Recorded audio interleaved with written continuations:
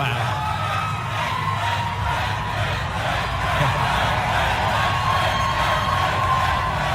What an amazing event. What an amazing showing for life.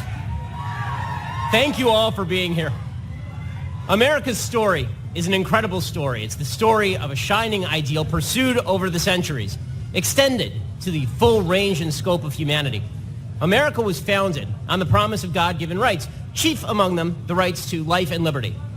Now, while America may have imperfectly fulfilled that promise, we always move forward toward the perfection of that promise.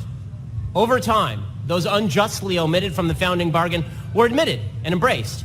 The American family grew. Only one group was left behind. That group had once been the most prized possession of a great and moral people, its children. The souls entrusted to us by the Creator, given to us with care and love. We built the country for our children. We built our lives for our children. And then something happened. We, as a country, decided to erase them. We decided that the present was more important than the future. We decided that convenience was more important than basic decency. We decided that we could safely blot out millions of souls who could not protect themselves, still forever, voices that could not speak. We dehumanized the most human, the most innocent among us. We lied to ourselves. And then we built walls around that lie. We lied about the science. We falsified anti-scientific arguments about the origin of life. We pretended that human beings were not actually human beings. We pretended that human beings with DNA different from their fathers and their mothers, human beings producing their own red blood cells by 12 weeks, their own fingerprints by week 8, their own developing eyes, legs, and hands by week 5, their own forming nervous systems by week 3. We pretended that these were not human beings, human lives at all, but disposable balls of meat. We fought to avoid looking directly at the ugly truth of what we had done. We created euphemisms: termination of pregnancy, abortion, choice. What we were really engaging in was the mass killing of the unborn, of course. Millions of children who would never be held, who would never open their eyes, who would never see the sun rise, who would never become parents and then grandparents. The dismemberment of babies in the womb, the torture of tiny bodies. And we told ourselves that we were virtuous for our lie. We reversed good and evil. We told ourselves that the killing had to continue, because if it didn't, we'd be disadvantaging women or raising crime rates or imposing economic hardship. We told young women that abortion wasn't merely a choice. It was a valuable, worthwhile choice. We told them to shout their abortion, to be proud of participating in the killing of the unborn. We excised those who stood for life.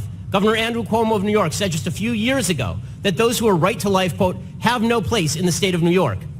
Just this week, Canadian Prime Minister Justin Trudeau said that pro-lifers were not in line with, quote, where we are as a society. Well, you know what? Maybe they're right. Maybe we today here are not in line with society. We do live in a time when the Democratic Party has embraced abortion as a sacrament. And by the way, a time when many in the Republican Party spent years pledging to defund Planned Parenthood and then didn't do it when they were given the power to do so. We live in a time when pro-life nations around the world are loosening their own restrictions on the killing of the unborn. So perhaps we are out of line with the rest of society. To which I say, good.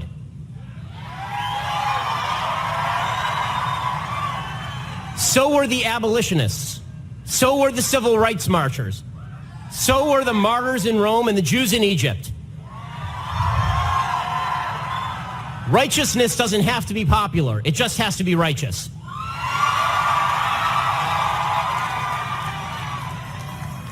And so we march. We march for those who can't. The media will ignore us because they always do. They'll cover other marches, you know, the 5 people who show up tomorrow. They'll cover the marches they prefer politically. They bet that the tens of thousands of us who brave the cold every year to stand here with the souls of the future America will be forgotten. We will not be forgotten. Our children, slaughtered over the decades, remember. They look at us from above, and they know that they meant something, that they do mean something, so long as we keep them in our minds and in our hearts. Our children standing here with us, the ones who are here today, they will remember too. They will remember, and they will march until they no longer have to march. Our children yet unborn will remember, and they will thank us in their prayers. And most of all, God, the God who built and preserves nations, who brings life and maintains it, who stands with those who suffer most at the hands of evil. He will remember us too. He will remember America, and he will bless her. God will bless us because we are the guardians of his most precious creations. We stand between America and the darkness, and we will march until that darkness is banished forever and all of our children can stand together in the sunlight. Thank you so much.